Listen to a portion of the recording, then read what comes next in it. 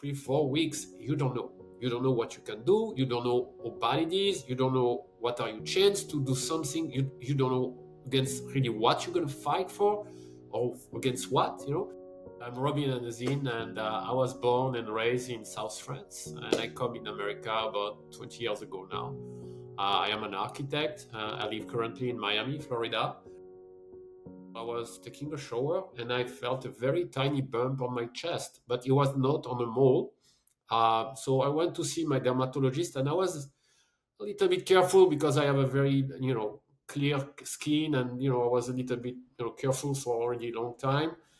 And so within a days, I managed to see my dermatologist. He checked it. He says, "Don't worry, go home. This is just a cyst. We're gonna remove it. Sleep on your 2 ears. You're gonna be all good." But unfortunately, a few days later, he called me and he says, "I'm so sorry, but actually it's a melanoma and it looks like it's metastasis, and we need to do more exams to know where and what's going on." So that's how it started. And it was in July 2023. I already had appointment with endocrinologist, a scanner setup, and even with a surgeon setup, because I thought I needed a surgeon, at that point. And I had all these appointments the following week. I didn't give up. I just give calls, like call again, call this, call that nurse, call this. I spent 5 hours. It was so focused on like, I need somebody that will help me because I don't know to do it alone. I have no idea. I don't even know what I really have, and what are the possible options for me to get cured. So it was my first focus. So my first reaction was inaction and trying to find the right help and the best help I could find to go on the right path. And then a little bit later in the day, I felt, completely numb and like in a second state, like you don't understand. You're just like, what is this? Like, is this my last day? Is this what's happening? 3 4 weeks, you don't know. You don't know what you can do. You don't know how bad it is. You don't know what are your chance to do something. You don't know against really what you're gonna fight for, or against what. So it was the hardest moment. These 4 weeks for me, it's like where you need to find people around you to really be there, because if you're alone, you're not going to make it. Like, you need help at that moment. I think it's the hardest time, because once you know, you can identify and take action and set your mind to get, in the right mindset to be able to go through this, because there is other things to do that are not always easy and difficult, but at least you know where you're going, and you know what are your goals, you know where you want to end. If you start to say, I can do it. I can do it. I have the right help. I have the right doctor. We have the right medicine nowadays. We are progressing on this every day. Just trust these people. Trust the support you have of your family, your friends, people who love you, and you have all the best chance to make it through. I was numb, so I was like, "What's going on?" Like, knocked by every corner and said, like, "What can I do? I'm from France. Maybe I should go in France and get cured in France. What is the best option for me? What should I do?" Like, you tend to also overthink, what you're going through. When I got the metastasis confirmation on the liver, I don't think I really changed, because from the very first day, they almost told me, "You have metastasis." We didn't know where it was. And 5 or 6 days after we found out it was a melanoma, I already had my first scanner that already said, like, the next day, so in 7 days or less, I knew that I had the metastasis on the liver. I was still, going to work, doing regular things every day, but I was not there. I was not present. Whatever I do, my brain was like, I don't know, somewhere else. But once my full diagnosis were confirmed, uh, melanoma with metastasis on the liver, and the oncologist says, you have several options, and one of them is this clinical trial. I think you should really look at it. And at that moment, almost at that moment, all fear, all anxiety, all stress, even the numbness disappeared. And I said, okay, now I know what I can do. I know where I can go through, and let's make a plan, and let's try to understand exactly what it is, this medication, what are the process, and etc. And I like to know everything, so I had a million questions, but but it was from that day to today, I didn't have any stress again.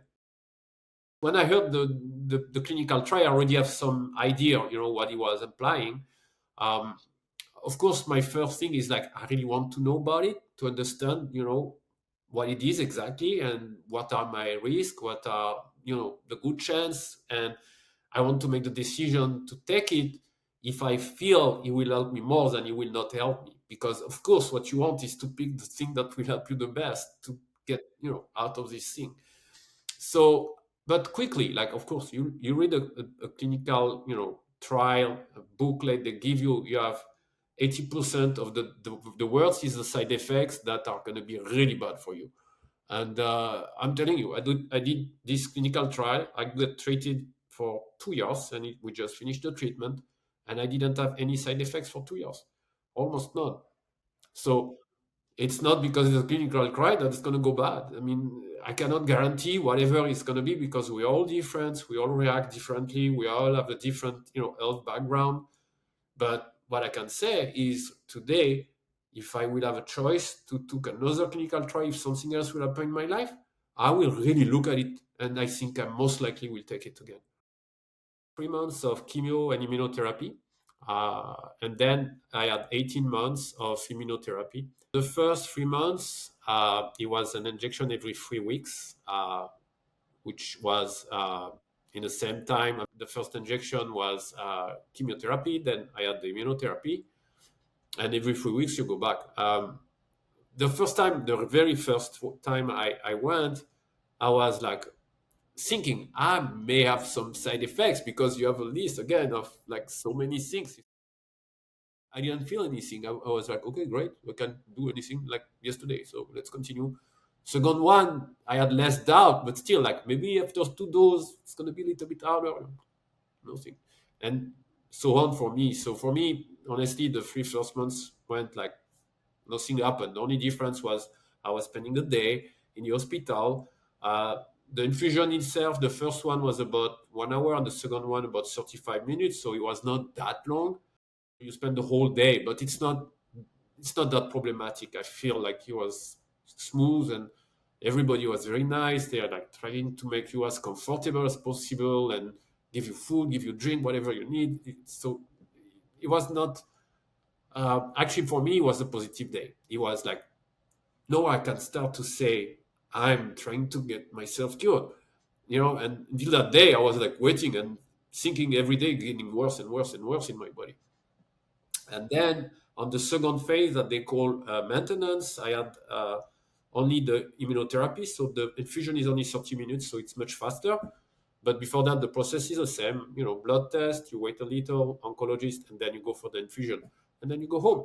And it was very easy. That one was not every 3 weeks, but every 4 weeks. So almost just once a month I was going. So it was easy.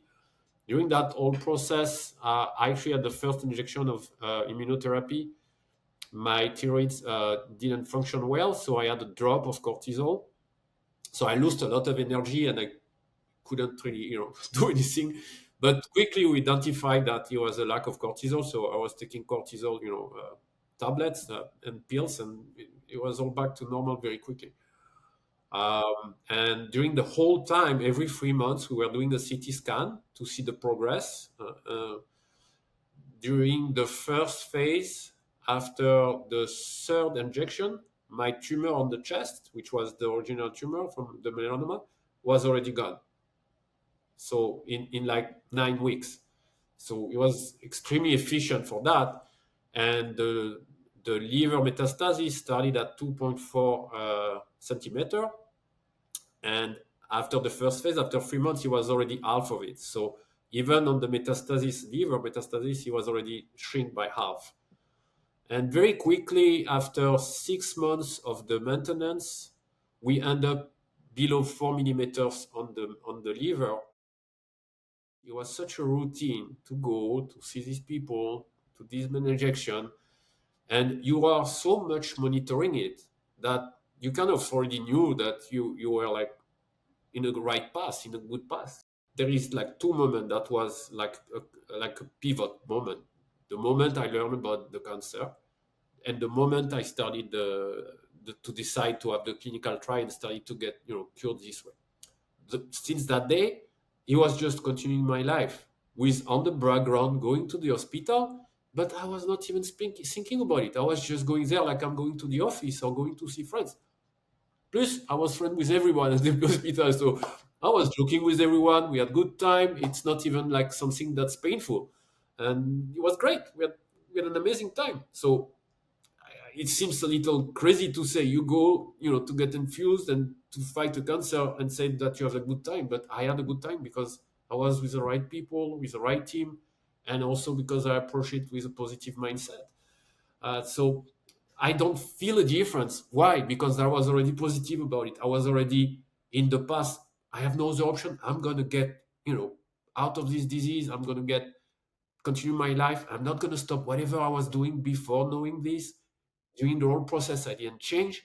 I traveled. I see my friends. Nothing has changed. So why should I feel something like for me? I was on the path for this, and that was my only goal. There is no other option in my mind. This is probably my strength somehow because I love life. I love experiencing things. I love people. I love everything that's around me. And there is things that I love less than others, of course, but I just try to enjoy them and enjoy the things apart and the people I love, the thing I love to do, and enjoy life. And I was already like this before, so why should I change if I have a diagnosis like that? Actually, I shouldn't make it even stronger because I want to live even more. I want to experience even more. I just finished the first checkup after the end of my treatment with a PT scan last week. At that point, I have no metastasis and I have no tumor. Everything went out, so I had my last PET scan last week and all clear. In 3 months, I do another PT scan with another checkup to just confirm and make sure. And from there, I will have every 6 months another scanner and another checkup. And we'll see this for 5 years. And after 5 years, we'll do it once a year. I think it's up to us to just have this positive approach.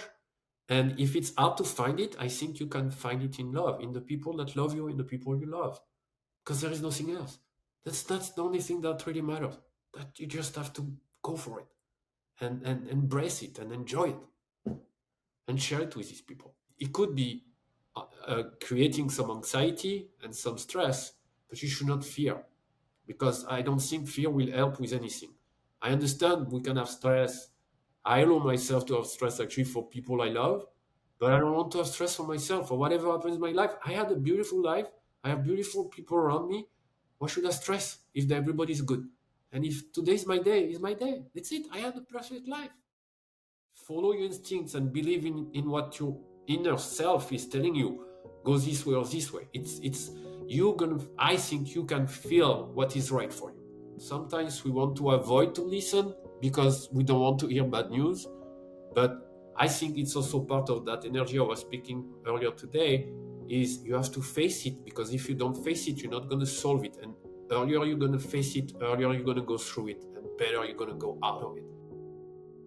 Life is too short, whatever you do. So enjoy it. Like whatever happens in your life, just take the good part of it and enjoy it. And try to ignore the bad part. Try to avoid the noise that could make it difficult for you. And enjoy the ride. You never know. You don't need a cancer to pass away tomorrow. You can just cross the street, So just enjoy. Like don't think about like silly things. Just enjoy.